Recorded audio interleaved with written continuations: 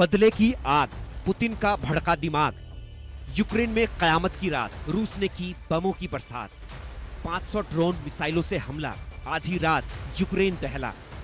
Zelensky पर Putin का क्रोध, अभी पूरा नहीं हुआ प्रतिशोध। पुतिन का दम, यूक्रेन में बरसे बम। बदले की आग में जल रहे पुतिन का क्रोध चरम पर पहुंच गया है। ऐसा लग रहा है आपे से बाहर हुए रूस के राष्ट्रपति यूक्रेन को दुनिया के नक्शे से मिटाने पर तुले हैं। पिछले 100 घंटों से ज्यादा समय से रूस और यूक्रेन के बीच जंग और भीषण हो गया है। यूक्रेन ने जब रूस में घुसकर ड्रोन अटैक किया तो पुतिन के बर्दाश्त के बाहर हो गया। आग बबूला हुए पुतिन ने आधी रात को यूक्रेन पर करीब 500 ड्रोन और मिसाइलों से धावा बोल दिया।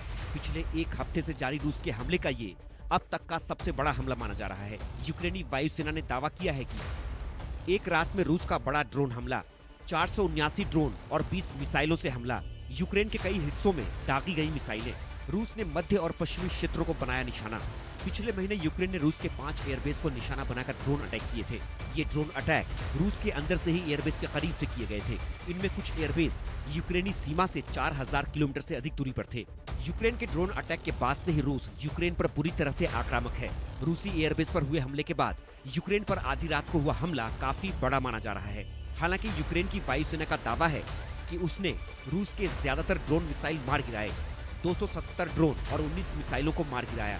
रूस के ड्रोन मिसाइल हवा में ही नष्ट किए। 10 ड्रोन या मिसाइल ही अपने लक्ष्य तक पहुंच सके। हमले में एक शख्स घायल हुआ। हालांकि यूक्रेनी वायुसेना के इन दावों की पुष्टि नहीं की गई है। उधर रूस ने भी अपने क्षेत्र में यूक्रेन के ड्रोन को मार गिराने का दावा किया है। रूस का दावा है कि यूक्रेन ने रूस के अलग अलग हिस्सों में ड्रोन अटैक किए। यूक्रेन के 49 ड्रोन 7 अलग अलग क्षेत्रों में मार गिराए। वोरोनिश क्षेत्र में 25 ड्रोन मार गिराए। इससे गैस पाइपलाइन को नुकसान, आग भी लगी। चुबाशिया में 2 यूक्रेनी ड्रोन इलेक्ट्रॉनिक वारफेयर प्लांट से टकराए।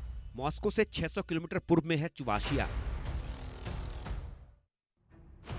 रूस के भीषण हमलों से यूक्रेन के पूर्वी और उत्तर पूर्वी इलाकों में हालात बेहद खराब हो चुके हैं। हालांकि यूक्रेन के राष्ट्रपति जेलेंस्की ने रूस के हमलों में हुए नुकसान के बारे में कुछ नहीं कहा है। लेकिन भीषण जंग के बीच सोमवार को रूस और यूक्रेन के कुछ कैदियों की अदला बदली जरूर हुई है। यूक्रेन के राष्ट्रपति जेलेंस्की ने कैदियों की अदला बदली को संभव बनाने वाले लोगों का शुक्रिया अदा किया है। आज इस्तांबुल में सहमत कैदियों की अदला बदली का पहला चरण शुरू हो गया। इसके बाद और चरण होंगे। कम से कम रूसी पक्ष के साथ इस पर चर्चा हुई। मैं इसे संभव बनाने वाले सभी लोगों का शुक्रिया अदा करता हूं। मैंने जून के अंतर्राष्ट्रीय एजेंडे पर भी एक बैठक की। कोई भी बैठक खोखली नहीं होनी चाहिए। अगर यह हमें कूटनीति के माध्यम से युद्ध को समाप्त करने के करीब नहीं लाती है तो इससे हमारी रक्षा, हमारे सक्रिय अभियानों को मजबूत करने या रूस पर दबाव बढ़ाने में मदद मिलनी चाहिए। मैं अपने योद्धाओं को उनकी दृढ़ता के लिए धन्यवाद देता हूं। पोक्रोवस्क दिशा में, कुर्स्क ऑपरेशन क्षेत्रों में और सुमी क्षेत्र में सीमा पर सबसे तीव्र लड़ाई जारी है। रूसी रणनीति हर जगह एक जैसी ही है। नुकसान को नजरअंदाज करें और आगे बढ़ने की कोशिश करें। लेकिन यह संभावना अनंत नहीं है। हताहतों का एक निश्चित स्तर और हमारी कार्रवाइयां उनकी प्रगति में बाधा डाल सकती हैं और डालती भी हैं। यूक्रेन बेशक पिछले 3 साल से अधिक समय से रूस के सामने टिका है, लेकिन उसकी स्थिति रूस के खिलाफ अग्रिम मोर्चे पर कमजोर है। यूक्रेन को रूस के खिलाफ जंग में हवाई सुरक्षा और सैन्य सहायता में पश्चिमी सहयोगियों की मदद की जरूरत है। लेकिन अमेरिका की ढुलमुल नीति से यूक्रेन को थोड़ी मायूसी भी है। अमेरिकी नीति की अनिश्चितता ने कीव को मदद मिलने पर संदेह पैदा कर दिया है। Bureau report, India news.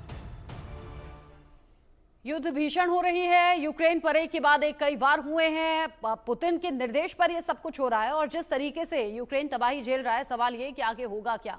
मेरे साथ में बात करने के लिए major general retired Brajesh Kumar ji जुड़ गए हैं। रक्षा विशेषज्ञ के तौर पर wing commander retired S Sudhakaran ji मेरे साथ में जुड़ गए हैं। रक्षा विशेषज्ञ के तौर पर महेश सचदेव जी हैं, पूर्व राजनयिक के तौर पर, और दिलीप चेरियन जी हैं, विदेश मामलों के जानकार के तौर पर। आप सभी का बहुत बहुत स्वागत। जिस तरीके से रूस और यूक्रेन के बीच की ये जंग महाजंग में तब्दील होती हुई नजर आ रही है, ब्रजेश सर आपको क्या लग रहा है? यूक्रेन टिका तो हुआ है, लेकिन बाकी देशों के सपोर्ट की वजह से अगर कोई पीछे हाथ खींचता है तभी ये युद्ध रुक सकता है या फिर जेलेंस्की घुटने टेक सकते हैं, और जो अभी तो दूर दूर तक आसार नहीं दिख रहे हैं। रचना जी, ये लड़ाई जमीन पे तो रशिया और यूक्रेन के बीच में हो रही, मगर एक्चुअल टर्म्स में ये है पुराने कोल्ड वॉर के जो दो विपक्ष थे नेटो और वॉर्सो पैक्ट कंट्री जो कि टूट गया उसके बीच में है। और ये लड़ाई तो जब शुरू हो गई है, एक तरफ तो सुपर पावर रहा, रशिया है, बहुत ही स्ट्रांग पावर है, और दूसरी तरफ में एक कंपैरेटिवली यूरोप के हिसाब से तो बड़ा देश था, लेकिन रशिया के मामले में बहुत छोटा। ये लड़ाई करीब 3 साल 5 महीने को आ गई और अभी तक चल रही है। तो ये देखें कि दोनों तरफ से उनके पास में नौजवानों की कमी हो गई है लड़ने की। आंकड़े अगर हम लें थिंक टैंक के द्वारा जो बताए जाते हैं, तो रशिया ने करीब 10 लाख सैनिक या हताहत हुए हैं या इंजर्ड हैं, और वही तुलना यूक्रेन की करें तो कहते करीब 6 लाख उनके सैनिक हताहत हुए हैं या इंजर्ड। ये बहुत बड़ा है, बिकॉज ये प्रोडक्टिव एज के ग्रुप के लोग होते हैं, 20 से लेके 35 साल के। ये कब तक लड़ेंगे? और ये नजर भी आ रहा, रशिया के पास में उनको सहायता देने के लिए आज के दिन में करीब 14,000 नॉर्थ कोरियन ट्रूप्स हैं, फाइटिंग फोर्स हैं, रेगुलर आर्मी के। उसके अलावा भी उन्होंने चेचन आर्मी और पहले वागनर आर्मी का भी सहयोग। यूक्रेन को ये तो बढ़त नहीं मिल पाई है, कुछ सैनिक तो नहीं मिल पाए किसी देश के, लेकिन कुछ उनकी तरफ इरेगुलर जरूर हिस्सा ले रहे होंगे इतने से। और ये जो सिलसिला शुरू हुआ पीस वार्ता का, करीब 5 महीने से चल रहा है, जब से क्या कहते हैं ट्रंप साहब ने मोर्चा संभाला है अमेरिका में, वो उसके पीछे लगे हुए हैं। लेकिन ये चूंकि समस्या थोड़ी जटिल है, इतना डिस्ट्रस्ट रहा है पुराना नेटो के बीच में और रशिया के बीच में 1945 से लेके आज तक, तो उसका समाधान भी होना उतना थोड़ा टेढ़ा लगता है। अगर हम ये देखें कि अभी तक पीस रहा है, 75-78 साल पीस रहा है, तो स्वाभाविक है अगर पीस रहा है और टूट रहा है तो उसको सीमेंट करने के लिए, उसको मरम्मत करने के लिए कुछ और भी नई चीजें करनी पड़ेगी, बिकॉज उन दिनों से आज तक बहुत सारा पानी डैन्यूब में और वोल्गा में बह चुका है। तो ये जो लड़ाई है हम अभी देख रहे हैं, आर्मी की देख रहे हैं, एयरफोर्स की देख रहे हैं, ड्रोन्स मिसाइल की देख रहे हैं। एक साइलेंट सर्विस भी है जो रशिया का बहुत पोटेंट है, उसके बारे में मैं भी थोड़ा जिक्र करना चाहता हूं। वो है रशिया की नेवी। रशिया की नेवी चीन और अमेरिका के बाद में तीसरी सबसे बड़ी नेवी है पूरे वर्ल्ड। और इसकी खाली खासियत ये रही है कि इसके जो बड़े बेड़े जो हैं, नॉर्दर्न बेड़ा और ईस्टर्न बेड़ा, जो फ्लीट कहते हैं, वो कोल्ड वाटर बेड़ा है। वहां पे 5-6 महीने तक वो ऑपरेट नहीं कर सकते हैं। तो बचा क्या फिर? बाल्टिक सी, और ये जो हमारे यहाँ इनकी जो लड़ाई चल रही है ब्लैक सी, उनके ब्लैक सी फ्लीट और बाल्टिक, और एक छोटा फ्लोटिला है उनके पास में, क्या कहते हैं, कैस्पियन सी। अभी हम देखते हैं जो लड़ाई चल रही है यूक्रेन और रशिया के बीच में, ये क्रीमिया के कंट्रोल के ऊपर में, ये ओडेसा पोर्ट के कंट्रोल के ऊपर में बहुत लड़ाई हो रही। और कहानी ये रही कि 2 साल पहले रशिया का जो फ्लीट था, जो फ्लीट लीडर था मॉस्कोवा, उसको विध्वंस कर दिया था क्या कहते हैं यूक्रेन ने। और तब से यूक्रेन ने उसके ऊपर दबाव बढ़ा के रखा हुआ है, और एक ही रास्ता जाता है रशियन मेनलैंड से क्रीमिया के ऊपर में, कर्च ब्रिज, उसको भी तोड़ते फोड़ते रहते हैं। दूसरी एक और विडंबना देखिए रशिया, उनका एक स्क्वाड्रन मेडिटेरेनियन के लिए सीरिया के एक पोर्ट में लगा रहता था। अब सीरिया का तख्ता बदली हो गया है, तो वो भी हमको फ्यूचर उनको पता नहीं कि मेडिटेरियन में रशिया की जो है फ्लीट है वो रहेगी कि नहीं रहेगी, या स्क्वाड्रन है कि रहेगा। अभी जो आपने बताया कि दूर दूर तक अभी युद्ध रुकता हुआ नहीं दिख रहा है, रूस की जो ताकत है उसका भी जिक्र कर लिया, लेकिन सवाल ये कि अभी ग्राउंड ऑपरेशन की भी तैयारी है। इधर यूक्रेन के 50,000 से ज्यादा सैनिकों को ब्रिटेन ट्रेनिंग की बात कर रहा है, यानी युद्ध अभी और ज्यादा विध्वंसक होगा। और सुधाकरण जी, अगर ऐसा होता है तो सॉल्यूशन क्या आपको नजर आ रहा है? यानी ये युद्ध की स्थिति ऐसी ही चलती रहेगी, दोनों देशों में तबाही होगी, बाकी देशों पर जो प्रभाव है वो चलता ही रहेगा? पहले तो इस युद्ध को 2 देशों की युद्ध बताना गलत है। ये युद्ध है ऑब्वियस ही बात है, रशिया बाकी और जो देश नेटो के सपोर्ट बीच। कर रहे हैं वो भी सीधे सीधे टकराव है, टक्कर है।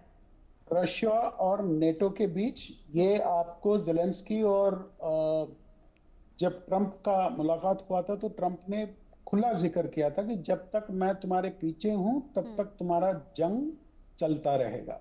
तो ये हमें भी समझना जरूरी है, वरना हम ऐसे टीवी डिबेट में भी यही बोलते रहेंगे रशिया यूक्रेन चल रहा है, रशिया यूक्रेन चल रहा है। ये लोगों को गुमराह करने के बराबर है। दूसरी चीज, ये लड़ाई, ये जंग क्यों हो रही है और ये जंग इतना देर क्यों चल रहा है? क्योंकि नेटो वहां पे है। ये लगभग बराबरी भी नहीं बोल सकता हूं, नेटो का पलड़ा इसमें भारी है। बेशक वो चुपके वार कर रहे हैं, इसलिए उनके सारे जो औजार हैं, जो हथियार हैं, वो जंग में बाहर नहीं निकले हैं। उनका मूल मकसद ये है कि रशिया को किसी तरह से वीकन करने का। जितना लंबा ये जंग जारी रहेगा, यूक्रेन की तो तबाही होगी ही होगी, जिसका उनको कोई लेना देना नहीं है। वो यही देख रहे हैं कि ठीक है, वो पहले सोवियत संघ का एक पार्ट था, तो अभी उसमें वहां पे अगर हमने सैक्रिफाइस कर दिया तो कर दिया। लेकिन उनको उसमें से हासिल ये हो रहा है कि रशिया को ऐसे चोट पहुंच रहा है जिससे रशिया अगले 50-100 साल तक ऊपर आ नहीं सकता और शायद हमेशा हमेशा के लिए वो विश्व में 10वीं या 15वीं शक्ति बन के रह जाएगी। तो ये उनका मूल मकसद है। ये सुधाकरण जी, पुतिन आप भी अपनी बात यहीं से पहचानते हैं। आगे बढ़ाइएगा। एक बड़ा अपडेट आ रहा है, एक बड़ा अपडेट है जो कि सर्वर डाउन होने को लेकर है। चैट जीपीटी से जुड़ा ये मामला है। एक बार दर्शकों को ये अपडेट दे दें, वापस से अपनी बड़ी खबर पर लौटेंगे। चैट जीपीटी डाउन हो गया है। यूजर्स मोबाइल और वेब पर इसे एक्सेस नहीं कर पा रहे हैं। चैट जीपीटी ग्लोबल लेवल पर डाउन हुआ है। इसमें भारत, अमेरिका समेत कई देशों में जो इसकी सर्विसेज हैं वो अब बाधित होती हुई नजर आ रही है। इससे पहले भी आपने देखा है, अलग अलग प्लेटफॉर्म सर्वर डाउन होने के चलते लोग एक्सेस नहीं कर पाते, लोग इस्तेमाल नहीं कर पाते। और अभी चैट जीपीटी डाउन होने की खबर है।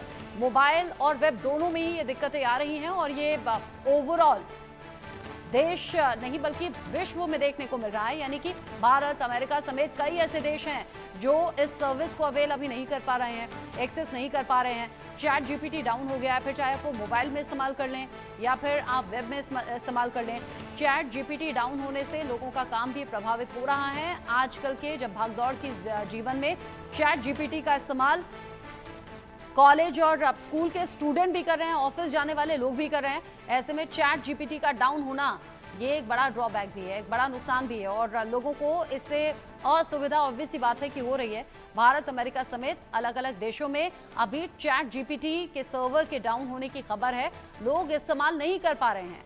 यानी चैट जीपीटी के जरिए जो मदद लेते रहे हैं, खासतौर से युवा इसका इस्तेमाल करते हैं, तो वो अभी नहीं हो रहा है। सैकड़ों, हजारों और लाखों में हम कह सकते हैं इसके जो यूजर्स हैं वो अभी इस परेशानी को झेल रहे हैं। इससे पहले भी हमने देखा है, चाहे वो सोशल मीडिया अकाउंट एक्स हो या इंस्टाग्राम हो या व्हाट्सएप हो, ये अलग अलग ऐसे प्लेटफॉर्म्स हैं जो इस तरह की परेशानी सर्वर बाधित होने के चलते झेलते हैं और जो यूजर्स होते हैं उनको ये बड़ी परेशानी होती है। अब चैट जीपीटी के डाउन होने की खबर है और यूजर्स के लिए ना तो मोबाइल में ये एक्सेस हो पा रहा है, ना वेब में एक्सेस हो पा रहा है और ग्लोबली इसके डाउन होने की खबर है। ग्लोबल लेवल पर जो सर्वर है वो डाउन हो रहा है और लोग इसका इस्तेमाल अभी नहीं कर पा रहे हैं।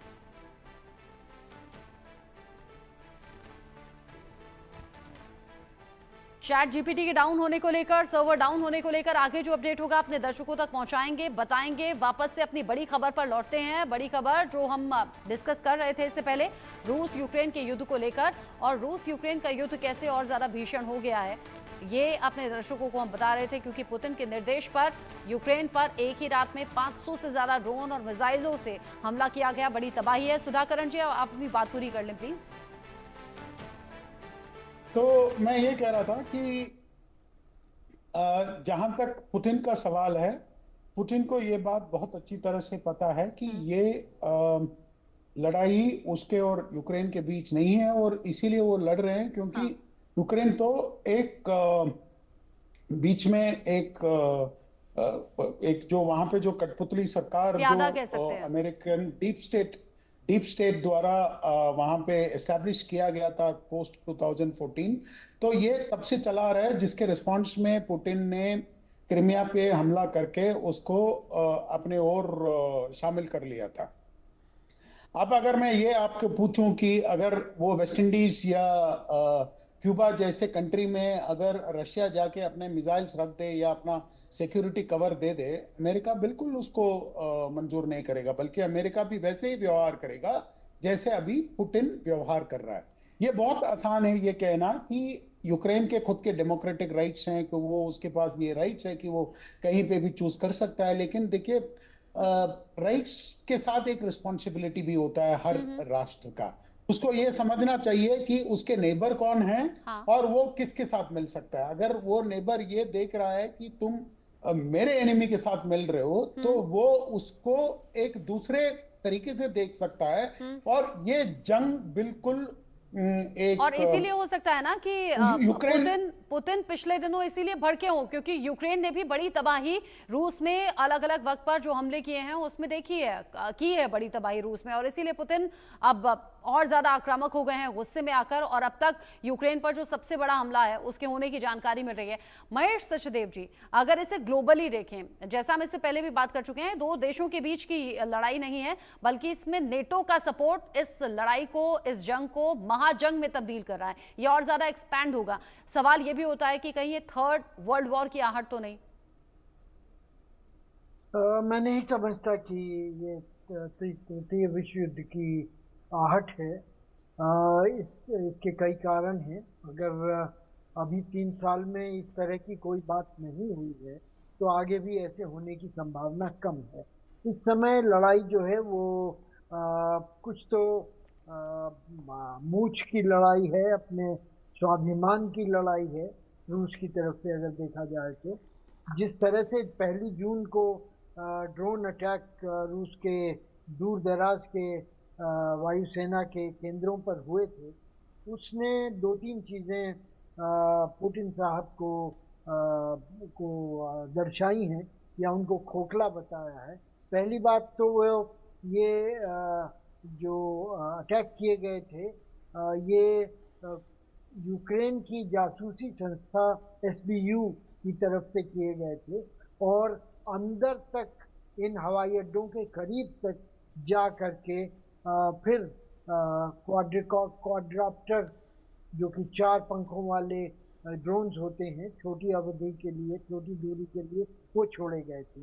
तो आप जानती हैं कि पुतिन खुद जासूसी संस्था केजीबी या एफएसबी से आते हैं, और ये उनके लिए बड़ा एक अपमानजनक तथ्य है कि उनकी जासूसी संस्था इसको इतने बड़े कांड को नहीं रोक पाई। 4000 किलोमीटर अंदर तक यूक्रेन के क्वाड्रिकॉप्टर पहुंच गए। दूसरा, जो कि जिस बेड़े को सबसे ज्यादा नुकसान पहुंचाया गया है वो इंटरकॉन्टिनेंटल बॉम्बर्स हैं, जिसके ऊपर पुतिन साहब ने व्यक्तिगत तौर पर काफी उसके बारे में महत्वाकांक्षा रखी है। उनका ये जो जोर रहा है मिसाइल के साथ साथ इस तरह के बॉम्बर्स पर भी रहा है, जो कि परमाणु शस्त्र ले जा सकते हैं। और इसके तीसरा जो पहलू होगा वो ये होगा कि जनता में रूस के पुतिन साहब ने ये दिखाने की कोशिश की है कि एक सीमित युद्ध है, और इस युद्ध का को हम पूरी तरह से उसको करने में या वेज करने में हमें कोई परेशानी नहीं है। आर्थिक व्यवस्था के तौर पर या सामाजिक परिस्थितियों के तौर पर कोई लामबंदी नहीं की गई है या कोई ऐसे प्रतिबंध नहीं लगाए गए हैं। हालांकि रूस के ऊपर 21,000 से ज्यादा पाश्चात्य देशों के प्रतिबंध लगे हुए हैं, लेकिन जनता के ऊपर उसका असर नहीं होने दिया है। इन सब के बावजूद अगर ये कांड होता है तो रूस का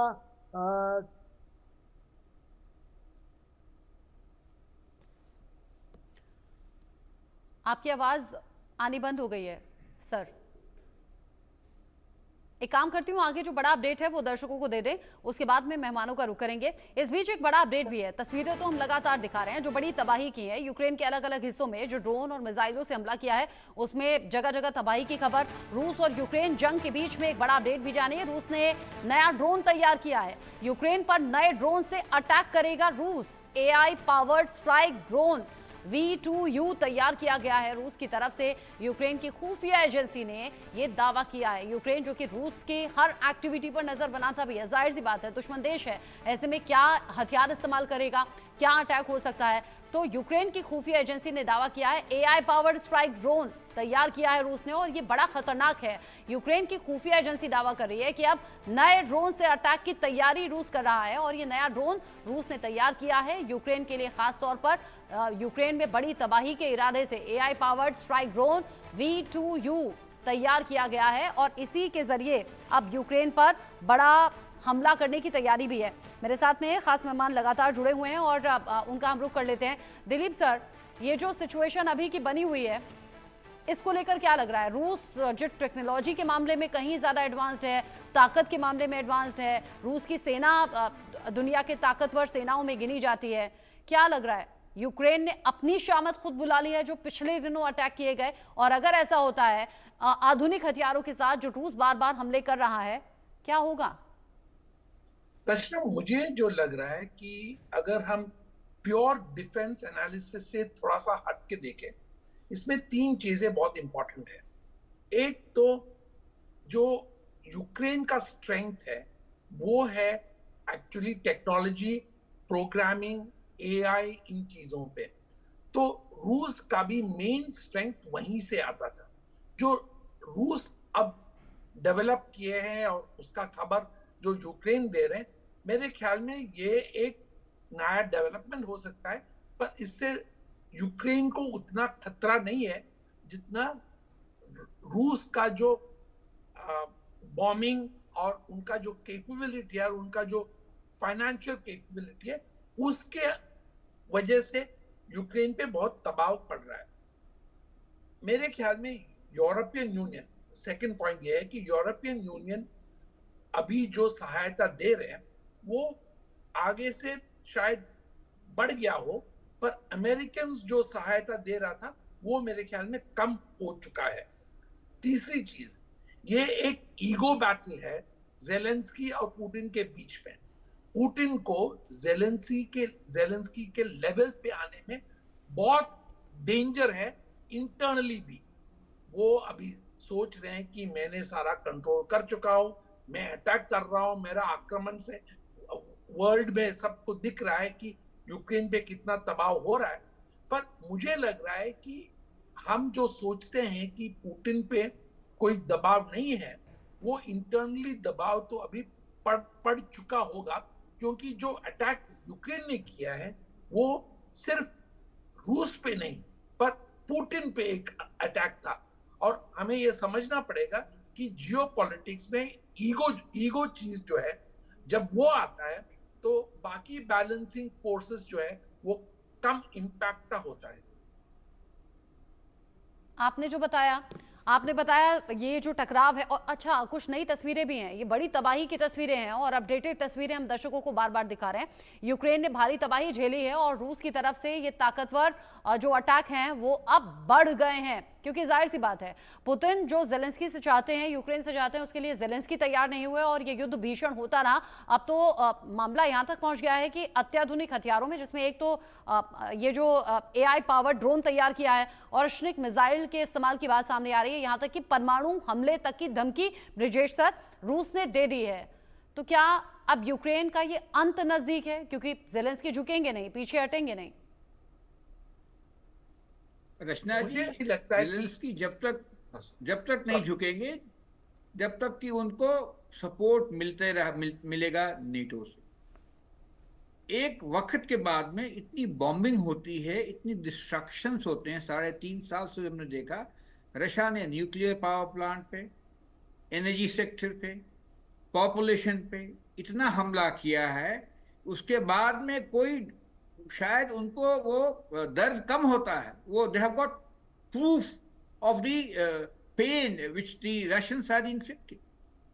और इस माहौल में हम ये देख रहे थे कि रशिया का थोड़ा पल्ला भारी भी हो रहा है। उन्होंने कर्ड जो एरिया उन्होंने जीता था यूक्रेन ने, उनको हटा दिया।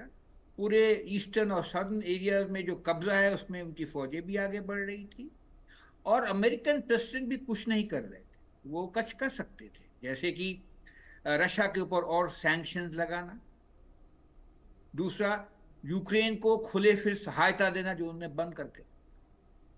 तो इस माहौल के बीच में जो 1 तारीख को ड्रोन अटैक जिसका जिक्र भी आया था, जो ज़ेलेंस्की के एसबीयू ने की है, वो काबिल तारीफ है। किसी भी मिलिट्री एनालिस्ट को दुनिया भर में लगेगा कि ये बहुत ही पावरफुल चोट पहुंचाएगी। उसको करने से उनके फौज का, उनके देशवासियों का भी मनोबल बढ़ेगा। और लड़ाई में खाली हथियार से लड़ाई नहीं होती, will to fight is lot more important. वो ज्यादा एक क्या कहते हैं, हम लोग कहते हैं फोर्स मल्टीप्लायर है। आपका एटीट्यूड क्या है लड़ाई के बारे में, दुश्मन से को हराने के लिए या उनको नष्ट करने के लिए। तो वो माहौल थोड़ा यूक्रेन में अभी थोड़ा बदला है। जहां तक कि आपने सवाल पूछा न्यूक्लियर आर्म का, तो 2-3 चीज देखना पड़ेगा। इस तरह का तमाचा जो लगाया है पुतिन के चेहरे पे इंडिविजुअली ज़ेलेंस्की या यूक्रेन ने, वो बॉम्बिंग करके, उसके ऊपर लग रहा था कि कुछ रिएक्शन आना चाहिए। जो हार्ड लाइनर्स रशिया कह रहे थे अभी समय है इनको घुस के निपट के न्यूक्लियर बॉम्ब का इस्तेमाल करो, बट शायद वो अच्छी चीज है कि उन्होंने रिस्ट्रेंट भी रखा है। उसके अलावा न्यूक्लियर वेपन्स का जो इस्तेमाल है उससे बहुत सारी रैमिफिकेशंस हैं, बहुत सारी दुनिया भर की रैमिफिकेशन। तो वो शायद कोई भी मैच्योर रशिया जैसा मैच्योर नेशन, बिकॉज उसके पास सबसे ज्यादा स्टॉक पाइल है और उसको खुद की हानि होगी। तो उस संदर्भ में एक और दूसरा वार्तालाप चल रही है। ये 1 तारीख के हमले के बाद भी पुतिन साहब की खूब लंबी बात चली है ट्रंप साहब के साथ, जिसके बाद ट्रंप ने कहा था कि अभी पुतिन बदला लेंगे। तो जब वार्तालाप चलती रहती है, क्षति का भय है, तब उसका थोड़ा संदेह, इसका इस्तेमाल करना कम हो जाता है। उससे भी 2-3 चीजें जरूरी हो रही हैं दुनिया में। G7 की मीटिंग इस वीकेंड को है, 14-15 तारीख को। तो G7 के नेटो के 4 बड़े देश सम्मिलित हैं, अमेरिका भी है, ऑफ कोर्स जापान और क्या कहते हैं कनाडा भी है। उसमें भी पुतिन साहब जा रहे हैं। उसमें इस विषय पे मैं समझता हूं जरूर विचार विमर्श हो। और उससे भी ज्यादा इंपॉर्टेंट है, अगले हफ्ते नेटो की मीटिंग है ब्रसेल्स में, तो वो डिसाइड करेंगे। तो नेटो और यूएस की जो टकराव है इस बात पे नहीं है कि रशिया के अगेंस्ट हम लड़ाई करनी है, इस बात पे है कि कितना पैसा, कितना बजट यूरोप खुद खर्च करना चाहता है। रशिया, अमेरिका को लगता है कि यूरोप ने अपना एक्सपेंडिचर डिफेंस का नहीं करके अमेरिका का एक्सपेंडिचर कर, अमेरिका के मत्थे टाल रखा। तो वो उनके आपस की लड़ाई है, उसमें थोड़ा फर्क भी पड़ा है। हमने देखा जो पोलैंड और रोमानिया छोड़ के जिनका एक्सपेंडिचर करीब 4% ऑफ जीडीपी है, ब्रिटेन ने बढ़ाई है 1.8 1.9 से 2.5 किया है, जर्मनी भी बढ़ाएगा। तो उस तरह की माहौल में देखते हैं क्या चलेगा। मैं खुद, मेरा मानना है कि इतने थक गए हैं रशिया और उनके लोग भी जो पुतिन को सपोर्ट करते हैं। ये क्लोज सोसाइटी है, क्या होता पता भी नहीं चलता। और ये तो पता चल गया कि ये इनविंसिबल नहीं है। अगर ये पता चल जाता है और 3.5 साल के बाद में एक स्टेलमेट सा नजर आता है, तो एक वातावरण बन जाता है और लोग नच करते हैं कि आप बात कीजिए, बात कीजिए। तो मैं समझता हूं उस की तरफ हम बढ़ रहे हैं। खाली अच्छी बात डिप्लोमेटिकली यही हुई है कि उन्होंने जो सोल्जर्स हैं 25 साल से कम उम्र के हैं, जिनको ज्यादा चोट लगी है, हताहत, और जो डेड बॉडीज हैं वो एक्सचेंज, कल भी शायद मेरे ख्याल है 1500 इस तरह की बॉडीज एक्सचेंज हुई हैं। तो ये पॉजिटिव एस्पेक्ट है और we have to be permanently looking at something which is more लेकिन positive। अब शुरुआत से ही एक चीज देख रहे हैं, ना तो पुतिन पीछे हटे हैं, ना ज़ेलेंस्की पीछे हटे हैं। ऐसे में महेश सचदेव जी, ये युद्ध जिस मुहाने पर खड़ा हो गया है, तीसरे विश्व युद्ध की आहट के तौर पर देखा जा रहा है, क्योंकि ऑब्वियस सी बात है 2 देश नहीं, बाकी अलग अलग देशों का जो सपोर्ट यूक्रेन के साथ है, अब तो सीधी टक्कर रूस उनसे लेना चाहता है। और ये पुतिन ने अपने अग्रेशन में, अपने इंस्ट्रक्शंस में इशारा दिया भी है। अब ऐसे में अगर कुछ बड़े देश जो अभी भी सपोर्ट कर रहे हैं, वो पीछे हटेंगे तब स्थिति बदलेगी क्या? क्योंकि यूक्रेन को मदद मिलती जा रही है और वो रूस पर अटैक किए जा रहा है। लेकिन ये भी तो सच है ना, 3 साल से ज्यादा हो गए तबाही झेलते झेलते। अब यूक्रेन में तबाह होने के लिए या अस्तित्व को बचाने के लिए बचा क्या है? रचना जी, आपकी बात सच है, लेकिन मैं दोबारा कहूंगा कि तृतीय विश्व युद्ध की आहट मुझे नहीं सुनाई दे रही है अभी। और इसके कई कारण पिछले वार्तालापकारों ने उजागर किए हैं। और मेरे ख्याल से कोई भी तृतीय विश्व युद्ध को होने के लिए प्रतिबद्ध नहीं है। कोई भी पक्ष, चाहे यूक्रेन हो, चाहे रशिया हो, चाहे नाटो हो या अमेरिका हो, क्योंकि नुकसान सभी देशों का इसमें होना है। दूसरी ओर जो सम्मान की लड़ाई है, जो कि ऐसा हल निकलने की लड़ाई है जिसमें कि दोनों पक्ष अपने जो समर्थक हैं उनको ये कह सकें कि ये 3 साल में जो हमने बलिदान दिए हैं वो जाया नहीं गए हैं, उनसे कोई फायदा हुआ है और हमारी सुरक्षा बढ़ी है। तो ये ऐसा एक फॉर्मूला बना सकना, ये डिप्लोमेटिक चैलेंज है। और पहले चाहे ट्रम्प साहब का ये दम्भ रहा हो कि अगर वो होते तो ये युद्ध शुरू ही नहीं होना था, और वो अगर दोबारा चुने गए तो 1 दिन के अंदर अंदर ये युद्ध बंद करा देंगे, वो दम्भ खोखला साबित हुआ है। और जो वार्तालाप के 2-3 चरण हुए हैं, पहला अमेरिका और रूस के बीच में रियाद में हुआ, बाकी 2 इस्तांबुल में हुए हैं, और भी तरह से वार्तालाप की गई है, उसके कोई दूरगामी परिणाम नहीं निकले हैं।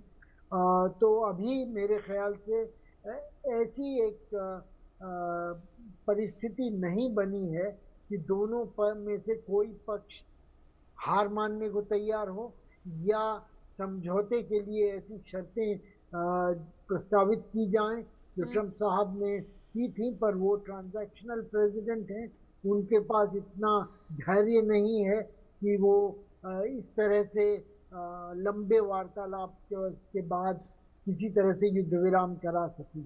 उन्होंने 30 दिन का युद्ध विराम की बात की थी, वो भी संभव नहीं हो पाया है।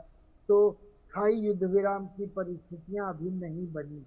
तो ऐसी परिस्थितियों में लगता है कि ये वॉर ऑफ एट्रिशन चलती रहेगी और कुछ स्पेक्टेकुलर घटनाएं होंगी, अटैक होंगे एक दूसरे के ऊपर, अपने लोगों का मनोबल बढ़ाने के लिए और दूसरों को, समर्थकों को ये विश्वास दिलाने के लिए कि ये जंग अभी किसी तरफ निर्णायक तौर पे नहीं जा रही। आप कह रहे हैं निर्णायक तौर पर तो ये जंग अभी नहीं जा रही है, यानी कि कोई कंक्लूजन अभी सामने नहीं आ रहा है। एक और बड़ा अपडेट है, यूक्रेन के खिलाफ आक्रामक हो गया है रूस हर महीने ड्रोन का जखीरा बढ़ा रहा है और जाहिर सी बात है ये यूक्रेन के खिलाफ इस्तेमाल करने के लिए हो रहा है। हर महीने लंबी दूरी वाले ड्रोन का उत्पादन कर रहा है, प्रोडक्शन बढ़ा रहा है रूस। 5000 ड्रोन हर महीने क्रिएट कर रहा है रूस। यूक्रेन की खुफिया एजेंसी दावा कर रही है। इससे पहले जो अपडेट हमने आपको बताया, वहां AI पावर ड्रोन का तैयार होना और फिर उसे रूस के जरिए यूक्रेन के खिलाफ इस्तेमाल करने की तैयारी करना। और अब देखिए, रूस जो हर महीने ड्रोन का जखीरा बढ़ा रहा है, इसका प्रोडक्शन बढ़ा रहा है। हर महीने लंबी दूरी वाले ड्रोन जो है वो तैयार रूस के जरिए किए जा रहे हैं। 5000 ड्रोन हर महीने तैयार कर रहा है रूस जो ऑलरेडी ताकतवर है। रूस और यूक्रेन के कंपैरिजन में अगर देखें तो यूक्रेन कहीं छोटा और कम ताकतवर दिखता है, लेकिन नेटो देशों के सपोर्ट से अभी भी इस युद्ध में टिका हुआ है, बना हुआ है। लेकिन रूस एक तरफ तो इकोनॉमी के लिहाज से बड़ा नुकसान सुधाकरण जी झेला है, देखा है, लेकिन बावजूद इसके अपनी तैयारियां यूक्रेन के खिलाफ हर दिन आगे बढ़ा रहा है और ये सब कुछ पुतिन के इंस्ट्रक्शंस पर। देखिए, उसके पास और कोई ऑप्शन है नहीं। अगर आप ये बोलेंगे कि हम युद्ध विराम कर लेते हैं तो वो ऐसा देखा जाएगा कि वो रशिया की वीकनेस मानी जाएगी और रशिया ये बिल्कुल नहीं चाहेगा। और दूसरी बात, यहाँ जो यूक्रेन है उसके पास भी बहुत सारे ऑप्शंस है नहीं।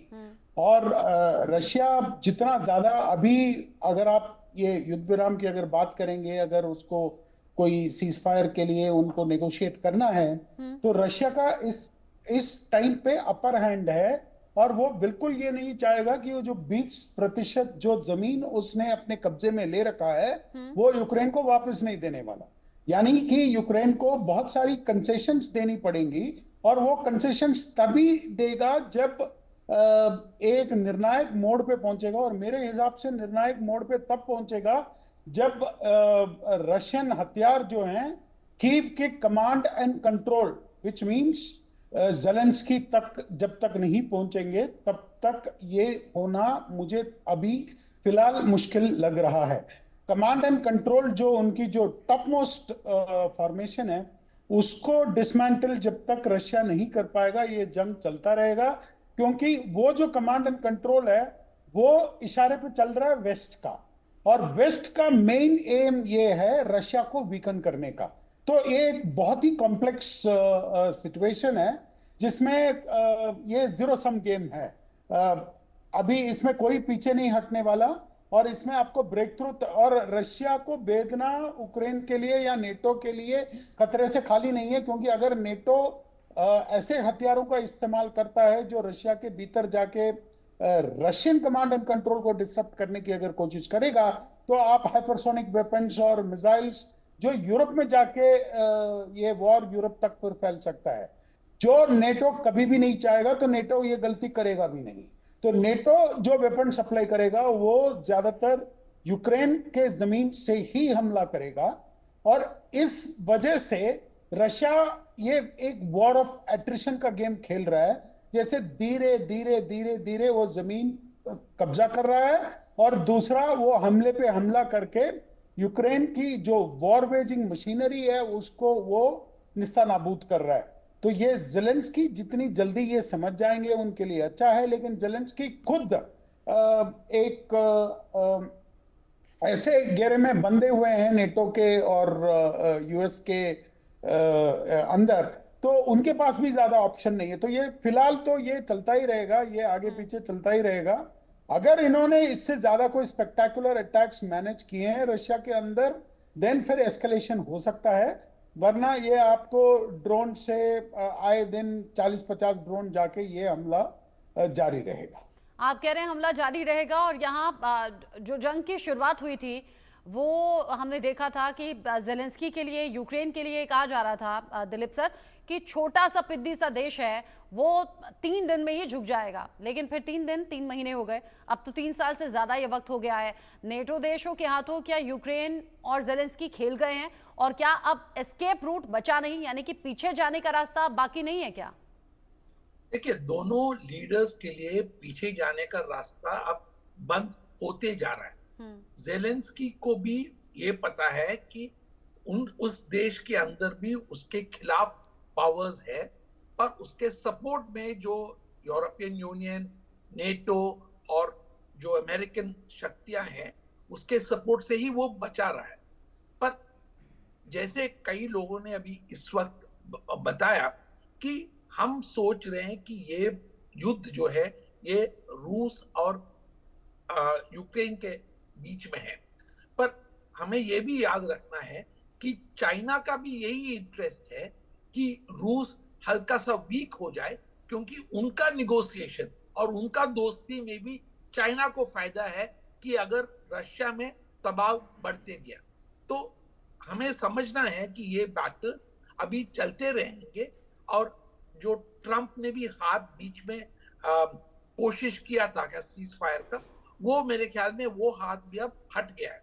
तो हमें यही देखना है कि ये वॉर ऑफ एट्रिशन कितना दूर, कितना रिसोर्सेस और कितना डिस्ट्रक्शन पहुंचाता है दोनों देशों में।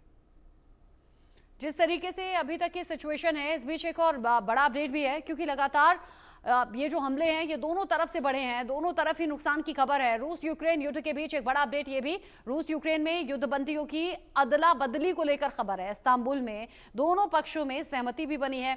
युद्धबंदियों के एक्सचेंज का पहला जो चरण है वो हुआ है। दोनों मुल्क एक दूसरे के घायल सैनिकों को रिहा करेंगे, इस बात पर सहमति बनी है। घायल सैनिकों और मृतकों के शवों की अदला बदली होगी। इस बात का जिक्र अभी हमारे पैनलिस्ट भी कर रहे थे। घायल सैनिकों और मृतकों के जो शव हैं उनकी अदला बदली पर बात बनी है। इस्तांबुल में दोनों पक्षों में सहमति बन गई है और दोनों पक्षों में सहमति इस बात को लेकर कि जो दोनों देशों के जो घायल सैनिक हैं, यानी कि यूक्रेन के सैनिक जो रूस में हैं और रूस के जो सैनिक यूक्रेन में हैं, जो जख्मी हैं, उनका और मृतकों के शवों का अदला बदली करने का जो पहला चरण है उसको लेकर बात बन गई है, सहमति बनी है। लेकिन इस सहमति बनने को किस तरीके से देखें ब्रिजेश सर, क्योंकि इससे पहले हमने देखा था जब सीज फायर को लेकर भी बातचीत का दौर चला, जब ये लग रहा था कि शायद ये युद्ध शांत हो जाएगा, जब डोनाल्ड ट्रंप बड़े बड़े दावे कर रहे थे, वादे कर रहे थे, लेकिन सब कुछ हवा साबित हुआ। अब अगर इस बात को लेकर, युद्धबंदियों को लेकर, घायल सैनिकों को लेकर, मृतकों को लेकर अदला बदली पर बात बन रही है, तो क्या इसे पॉजिटिव लें?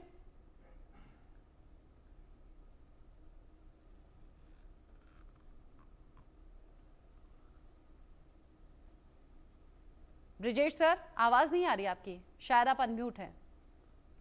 या सॉरी, ये आपने कहा ये बिल्कुल सही है। हाँ। ये जो युद्ध से इतनी बिटरनेस होती है, इतनी जो 3.5 साल से चल रहा है, इसके इस तरह के जो अदला बदली एक्सचेंज करते हैं वो एक मरहम का काम करती है और इससे लोगों को भी एक क्या कहते हैं संतोष आता है। तो दोनों तरफ के लिए लागू है, रशियन पॉपुलेशन और यूक्रेनियन पॉपुलेशन। और आजकल लीडर्स तो लड़ाई करते हैं बट कायदे से पूरी जो जन समूह है, जितनी आबादी, जितने लोग हैं, वो सब वॉर एफर्ट में बहुत अच्छे तरीके से जुड़ जाते हैं, खासकर इतनी लंबी लड़ाई हो। तो ये जरूर एक पहला कदम है, पहला पॉजिटिव कदम मैं उसको मानता हूँ। और शायद इस तरीके से कांटेक्ट और बढ़े, क्योंकि अभी भी इन दोनों के बीच में कोई रेड क्रॉस वगैरह का कोई वो इंतजाम नहीं है। ये बड़ा अलग तरीके से युद्ध चल रहा है और लंबा खींचा चल रहा है। तो ये एक, मैं मानता हूँ कि ये पहला पहल होगा जो हुआ है, जो बड़ी अच्छी बात है। 2 दफा ऐसा हो चुका है, 2 दफा उन्होंने बदली की है, क्या कहते हैं, प्रिजनर्स को या डेड बॉडीज को या हताहत लोगों को। तो it's something very good and I think it progress. और एक और बात मैं कहना चाहता हूँ कि ये जो पूरे लड़ाई के बीच में जो डोनाल्ड ट्रंप हैं, वो रशिया को एंटेगनाइज नहीं करना। इंटरनेशनल पावर प्ले में उनकी लड़ाई चीन के साथ है, जो उनका चैलेंजर है। तो उनकी जितने भी हरकतें हुई हैं, डिस्पाइट पुरानी एनिमोसिटी, वो इस बात का ध्यान रख रहे हैं कि वो एक तो कम्युनिकेशन कर रहे हैं, 3 दफा लंबी बातचीत हुई है, और दूसरा ऐसा कोई कदम नहीं उठाया है जो रशिया के ऊपर कोई क्या कहते हैं इन्फ्लुएंस हो या कोई प्रतिबंध लगे लड़ाई करने के लिए। तो ये भी एक माहौल है जिसके अंदर शायद हम प्रगति कर पाए।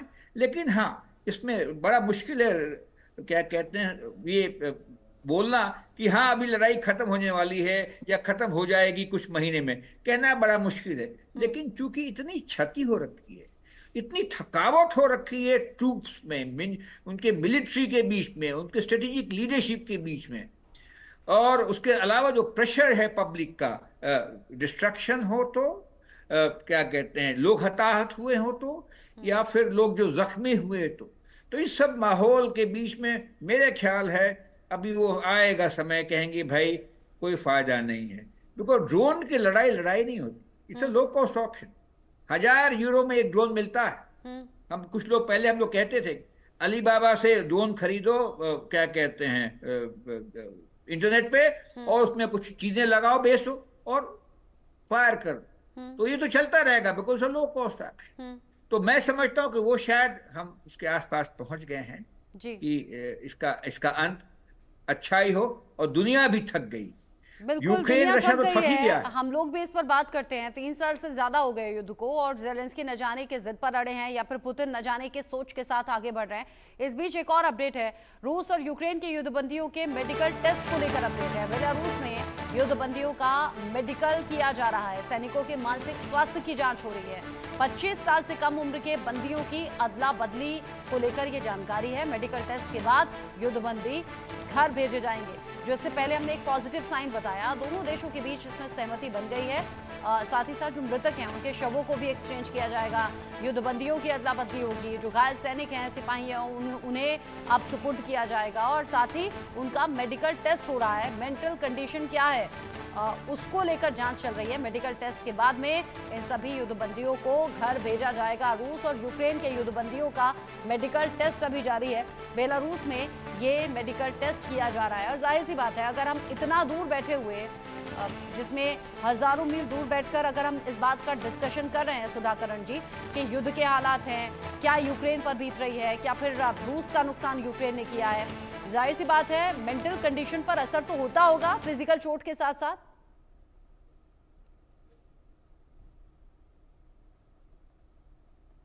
मेंटल कंडीशन पे असर, because at the end of the day अभी ह्यूमनॉइड्स नहीं लड़ रहे, इंसान ही लड़ रहे हैं, तो बिल्कुल होता है।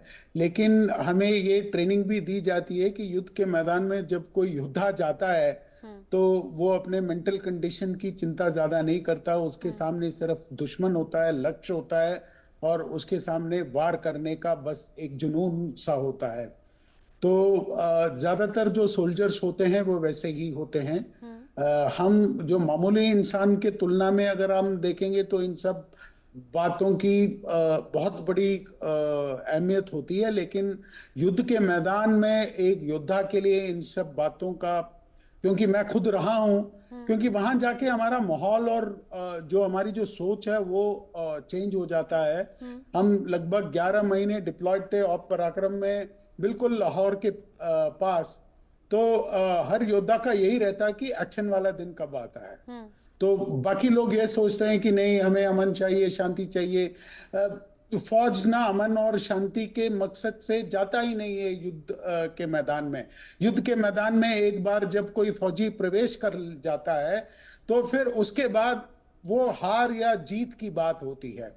तो ये सब बातें मुझे पता नहीं कि मैं इनको मतलब उनके नजरिए से देख के यहाँ पे क्या बोलूं। बेशक मैं थियोरेटिकली कुछ बातें कह सकता हूं, बट मैं खुद भी इन सब चीजों को स्वीकार नहीं कर सकता, क्योंकि जब लड़ाई हो जाती है तो एक ही चीज है, हार या जीत।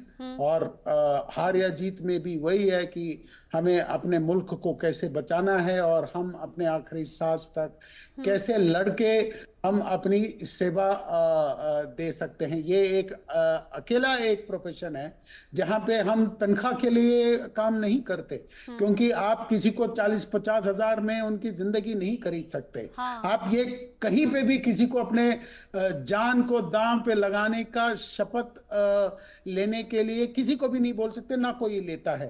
तो ये बिल्कुल हिसाब किताब ही अलग है और इसको एक ह्यूमैनिटेरियन ग्राउंड पे तोलना, देखना, समझना, ये एक फ्यूटाइल काम है। ये मेरे हिसाब से इसका कोई मतलब नहीं है। जिस तरीके से ये पूरी सिचुएशन है और जो हार जीत का जिक्र किया महेश सचदेव जी, ये हार जीत वाली कंडीशन तो अभी बहुत दूर है ना, और ऐसा बहुत क्लैरिटी के साथ तो शायद ही कभी सामने आ पाए कि हाँ हम हारे या हम जीते। रचना जी, ये बात सच है और जैसा ग्रुप कैप्टन ने कहा वो भी सच है, लेकिन दूसरी तरफ जो असमंजस की परिस्थिति है, यूक्रेन की आबादी कम है और उसके जो भौतिक के साथ साथ जो मानवीय नुकसान हुआ है उसके ऊपर उसका ज़्यादा गहरा असर हो रहा है। और अगर युद्धबंदियों की वापसी होती है या अवशेष मिलते हैं, वापस आते हैं, तो इसका मनोवैज्ञानिक प्रभाव यूक्रेन की जनता पर ज़्यादा होगा।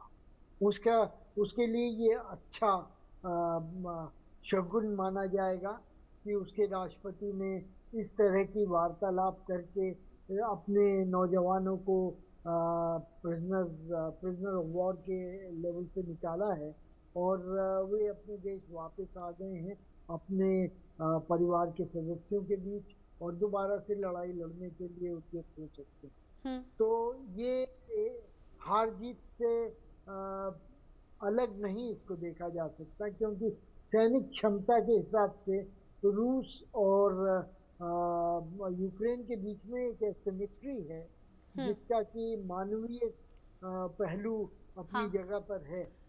और दूसरी ओर जिस तरह से रूस और यूक्रेन के नवयुवकों ने पलायन किया हुआ है अपने हाँ। देश में, क्योंकि ऑप्शन नहीं लामबंदी बचा से ना कुछ, बचने के लिए, बर्बादी तबाही से घिरे हुए रूस और यूक्रेन, खास तौर से यूक्रेन नजर आ रहा है। और डोनाल्ड ट्रंप ने जो बड़े बड़े दावे किए थे, ये लग रहा था कि शायद सीज फायर पर बात बन जाएगी, शायद ये युद्ध थम जाएगा तो तबाही थम जाएगी, लेकिन ऐसा कुछ भी नहीं हुआ। ये युद्ध और ज्यादा विध्वंसक जरूर हो गया, और ज्यादा भीषण जरूर हो गया।